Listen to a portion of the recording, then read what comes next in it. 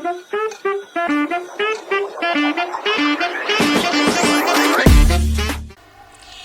semuanya, selamat datang di podcast Basis Bincang Singkat Sperbi. Podcast yang gak cuma ngobrol santai nih, tapi juga penuh inspirasi. Bersama aku, Cinta, yang bakal nemenin kalian ngobrol-ngobrol seru nih tentang perempuan. Tapi bukan sekedar perempuan biasa loh, sedangkan perempuan yang berani, kuat, dan bisa menjadi agen perubahan. Kalian sadar gak sih sekarang udah bulan April nih, bulan yang identik banget sama salah satu sosok pahlawan nasional yang memperjuangkan emansipasi wanita. Sosok ini tiada lain yaitu Raden Ajeng Kartini. Tapi guys, kita gak cuman ngomongin tentang Kartini yang ada di buku sejarah. Kita bakal ngomongin Kartini modern, perempuan-perempuan masa kini yang mempunyai peran penting di tengah-tengah kita. Dan spesial banget nih, aku kedatangan dua tamu penting yang gak kalah keren, yaitu yang pertama ada Ibu Gusti Ayu Putu Alit Wistari SSI, perempuan tangguh dan visioner di balik lahirnya komunitas Komposling.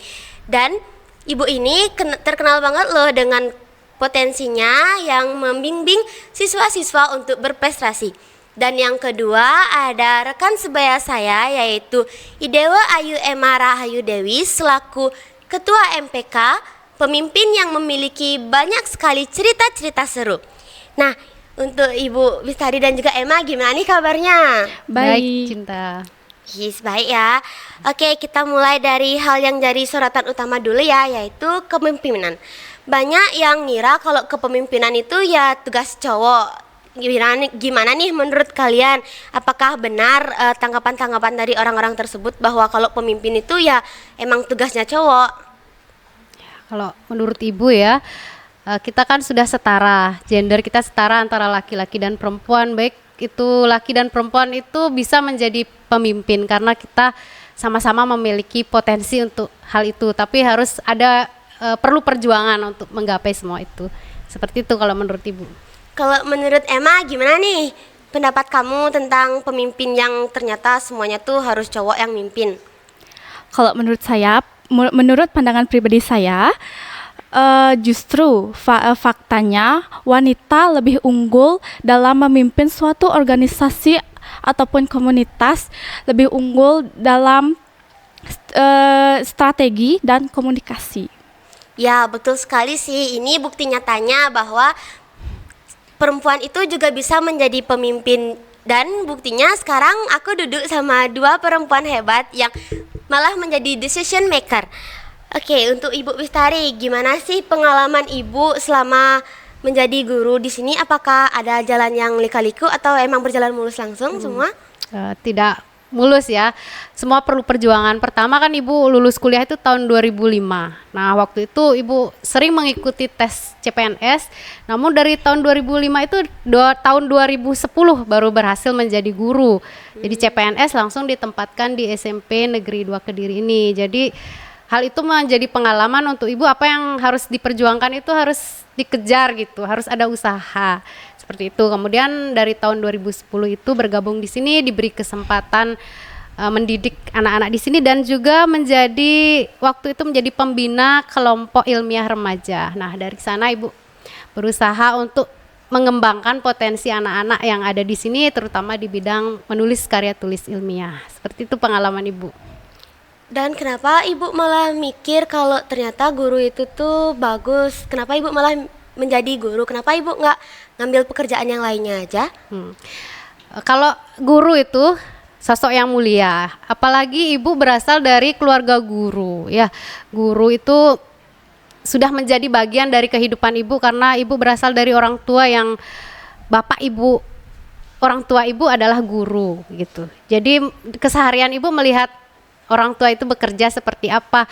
Ibu melihat profesi mereka mulia gitu, bisa menyumbang untuk berkontribusi, maksudnya ya untuk kepentingan bangsa, seperti itu.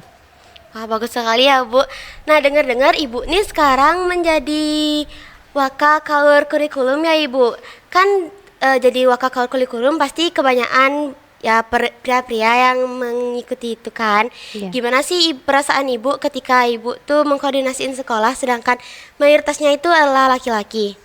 Nah, awalnya kalau saat terpilih, artinya kalau kita terpilih menjadi jajaran manajemen gitu di sekolah, itu artinya orang-orang sudah mempercayakan hal itu kepada kita. Jadi itu adalah amanah yang harus dijalankan. Ya sama seperti anak-anak pun nanti kalau sudah besar nanti ada yang mempercayakan menjadi apapun, itu berarti orang-orang di sekeliling kita sudah percaya bisa dijalankan oleh kita gitu. Jadi menurut Ibu, perempuan ataupun laki-laki di jajaran pemimpin itu adalah hal yang biasa, karena perempuan dan laki-laki memiliki potensi yang sama. Kalau kita dilihat berpotensi, gender itu tidak jadi masalah gitu. Koordinasi juga berjalan lancar asalkan kita berkomunikasi dengan baik itu. Berarti jadi pemimpin itu bukan hanya sekedar gender ya Bu. Itu tuh menurut tentang kompetennya, potensinya masing-masing, dan juga gimana mereka yang mampu menjadi pemimpin. Nah kalau untuk Emma nih, gimana sih perasaan kamu ketika memimpin teman-teman seangkatan kamu? Jujur agak gugup sih karena dipilih tiba-tiba. Namun banyak juga head comment yang saya terima waktu pelantikan MPK dan OSIS itu, tapi saya jadikan itu motivasi. Berarti apakah kamu pernah diremehkan hanya karena kamu itu perempuan? Pernah, tapi saya juga menjawab. Seperti kata Bu Wistari tadi, perempuan maupun laki-laki itu memiliki potensi yang sangat besar jika diasah kemampuannya. Wah, luar biasa sekali ya. Nah, menurut kamu juga nih, pernah nggak kamu tuh kayak ada teman-teman kamu tuh yang ngebangkang gara-gara kamu tuh merintahin mereka? Pernah, kebanyakan di MPK dan di OSIS. Tapi nggak apa-apa sih, mungkin baru-baru kenal saya. Kalau kamu kan sekarang kan ketua MPK ya. Kalau boleh tahu MPK itu apa sih sebenarnya? Bagi kalian yang belum tahu MPK itu apa, MPK adalah Majelis Perwakilan Kelas, yang dimana tujuan dan tugasnya itu yang pertama, mengevaluasi kinerja OSIS, mengawasi kegiatan atau program kerja OSIS, menjadi wadah aspirasi siswa, dan menyeleksi calon anggota OSIS dan calon anggota MPK. Wah, keren banget sih. Kan kadang juga orang-orang tuh mikir kalau ketua MPK tuh ya cuman sekedar menyuarakan aspirasi warga sepeda Rebia, padahal tugas-tugas MPK itu luar biasa. Nah, kita geser sedikit yuk, ngebahas tentang ya nggak terlalu jauh lah dengan kehidupan kita menjadi perempuan Bali. Untuk Ibu dan Emma, gimana sih? Apakah ada kesibukan-kesibukan saat menjelang galungan? Kalau Ibu sudah mulai sibuk ya. Kalau persiapan galungan itu kan mulai dari sugihan sudah mulai ya. Ya gimana sekarang kita mengatur waktu saja ya. Karena selain menjadi wanita Bali yang mesti mempersiapkan hari raya, juga menyambut beraya ya seperti itu, dan Ibu juga sendiri harus bekerja menjadi guru. Nah intinya gimana cara mengatur waktu saat kita harus bekerja agar nanti enggak keteteran gitu. Bekerja ya kita fokus bekerja, kemudian kalau nanti menyambut beraya kita bisa juga menyambut beraya, dan persiapan galungan kalau udah siang kita bekerja ya gimana malamnya mungkin kita sama keluarga gimana cara mempersiapkannya, atau di hari libur gitu.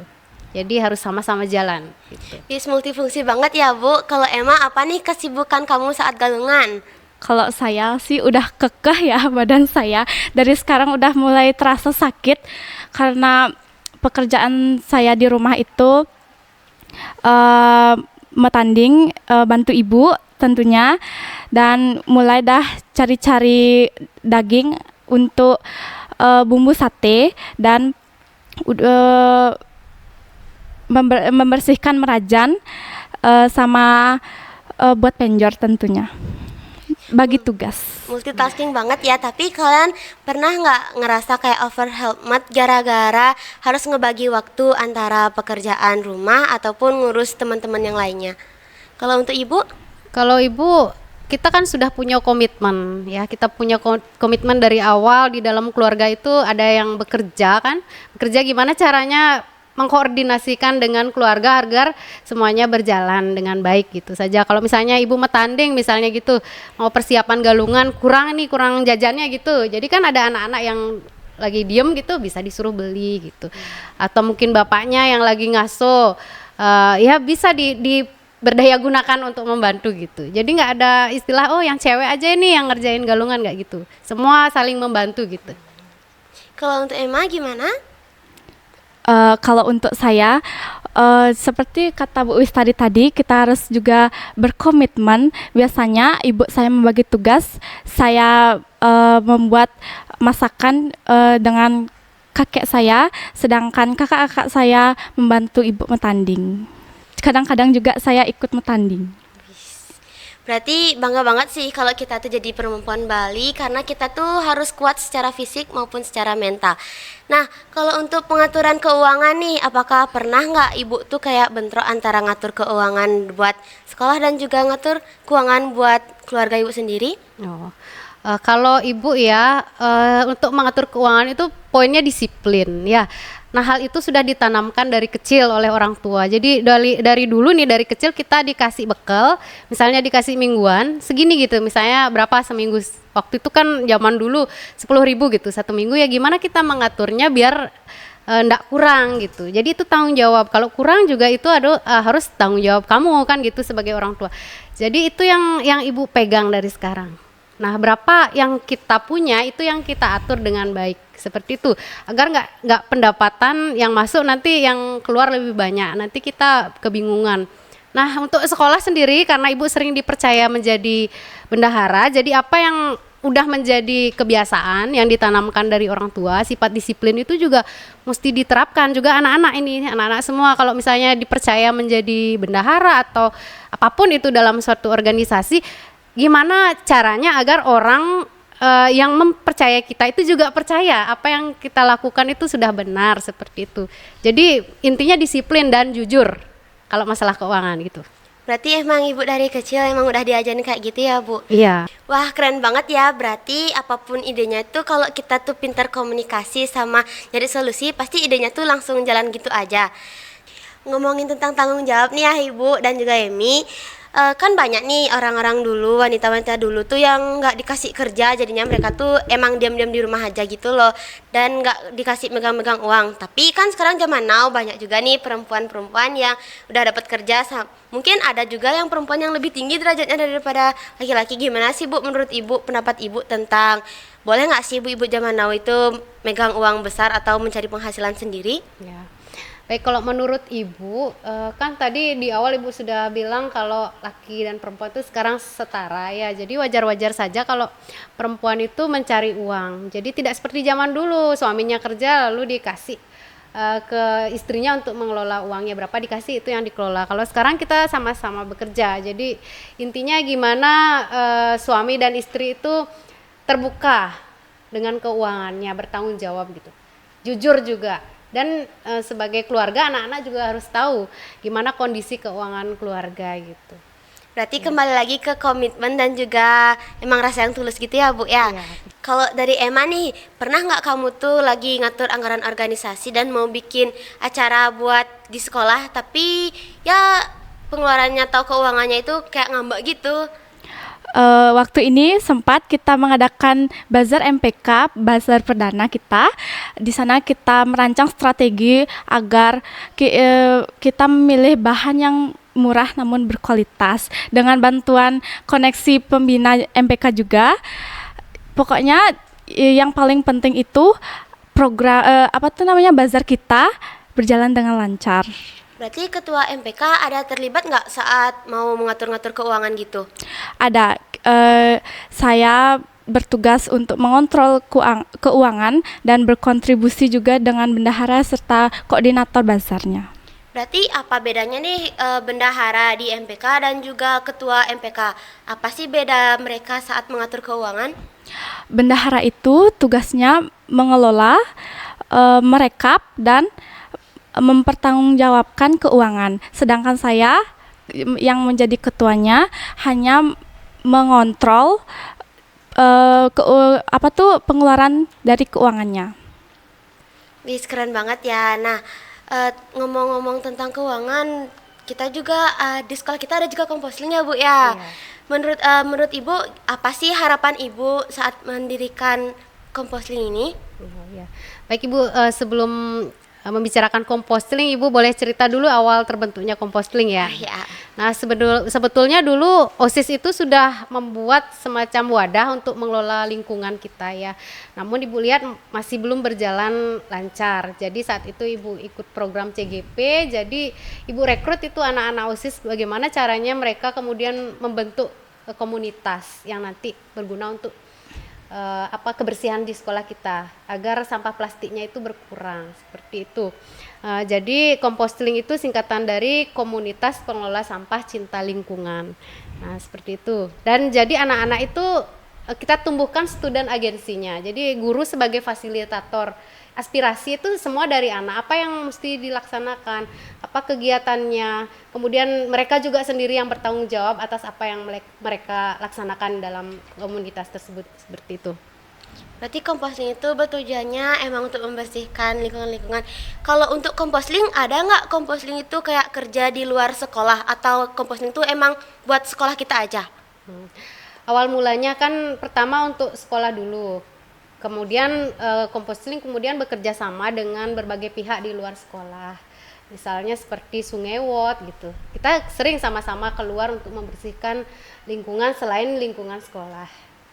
Dan jadi tujuan komposting itu bukan hanya untuk membangun agen di sekolah kita menjadi anak-anak yang memperhatikan lingkungan kita, bagaimana cara mengelola lingkungan dengan baik, tapi juga mau menularkan kepada masyarakat sekitar. Bagaimana kita sama-sama membuat bumi ini terjaga, tetap berlangsung untuk anak cucu kita.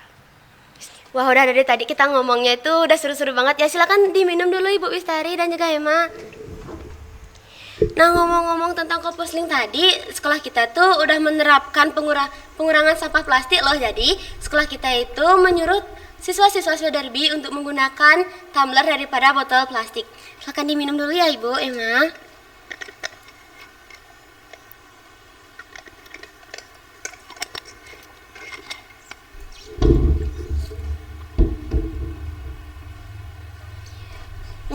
Kan kita tadi kan udah minum pakai tumbler nih Bu. Apakah menurut Ibu itu tuh pengaruh tumbler dan juga pengurangan sampah plastik itu emang benar-benar berpengaruh banget? Apa nggak terlalu berpengaruh? Kalau menurut Ibu, kalau anak-anak nanti semuanya membawa tumbler, terus memakai tumbler untuk mengisi air minum, karena kita juga lihat ada OSIS dan komposting itu saling bekerja sama untuk memiliki warung kejujuran. Jadi mereka bisa mengisi ulang tumblernya ini di warung kejujuran. Jadi setiap orang membawa ini, jadi satu orang itu tidak akan menghasilkan sampah plastik lagi, ya kan ya? Jadi kalau semua orang sudah disiplin membawa tumbler, Ibu rasa sampah plastik bisa berkurang, banyak pengaruhnya gitu. Wah, ternyata Ibu udah sejauh itu ya untuk menjadi pemilar bagi sekolah kita. Nah, kalau untuk Emi nih, ada nggak sih motivasi kamu buat organisasi-organisasi OSIS ini? Dan gimana, ceritain dong apa sih harapan kamu buat OSIS dan MPK ke depannya? Harapan saya untuk OSIS dan MPK lebih tingkatkan lagi komunikasi dan kontribusinya. Jangan ada yang baper, dan ayo kita sama-sama bangkit untuk menjalankan program-program kerja yang bermanfaat bagi warga Swedarbi. Yes, betul banget ya. Nah, sebelum kita nutup nih, Ibu punya nggak cerita menarik atau momen-momen lucu saat Ibu tuh mungkin lagi mimpin atau berpidato, mungkin Ibu tuh salah manggil orang penting? Coba dong Bu ceritain hal-hal seru atau unik yang pernah Ibu alamin.